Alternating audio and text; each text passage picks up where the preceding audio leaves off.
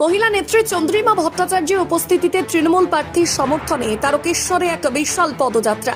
জানা গেছে আজ বুধবার আরামবাগ লোকসভা কেন্দ্রের তৃণমূল প্রার্থী মিতালি বাগের সমর্থনে একটি পদযাত্রা আয়োজন করে তারকেশ্বর বিধানসভা তৃণমূল কংগ্রেস কমিটি। এই পদযাত্রাটি তারকেশ্বর নতুন বাসস্ট্যান্ড থেকে জয়কৃষ্ণ বাজার হয়ে বৈদ্যপুর মোড় থানা রোড সহ চাউলপট্টি পদ্মপুকুর মোড় হয়ে পুনরায় নতুন বাসস্ট্যান্ডে শেষ হয়। এই পদযাত্রায় উপস্থিত ছিলেন রাজ্যের অর্থমন্ত্রী চন্দ্রিমা ভট্টাচার্য। এছাড়াও আরামবাগ সাংগঠনিক জেলা তৃণমূল কংগ্রেসের সভাপতি তথা তারকেশ্বর বিধানসভার বিধায়ক রামেন্দর সিংহ রায়, সাংগঠনিক জেলার যুব সভাপতি পলাশ কুমার রায়, স্বপন কুমার নন্দী সহ অন্যান্য নেতা কর্মীরা। এই বিষয়ে আর কি জানা যাচ্ছে, বিস্তারিত রইল আপনাদের জন্য নিউজ বাংলাদেশা।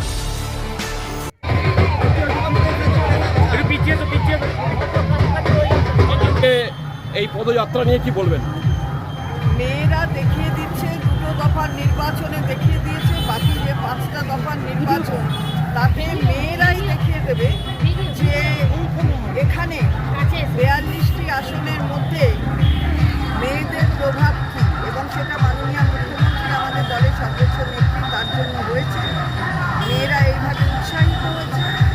আমাদের আরামবাগের প্রার্থী আমার খুব ভালো লাগে যে আমার দল একটা ব্লকের মহিলা প্রেসিডেন্টকে সংসদে যাওয়ার টিকিট দেয়। এর থেকে বড় সম্মান কিছু হতে পারে। দিদি, কতটা এই লড়াইয়ে টাফ হবে? একদিকে আরামবাগের যে সাব ডিভিশন, সেই সাব ডিভিশন বিজেপির দখলে আছে 4টে বিধানসভা। শুনুন, কোনো কিছু কিন্তু অনন্ত নয়। সাব ডিভিশন আছে দখলে আছে, তাতে গেল কি?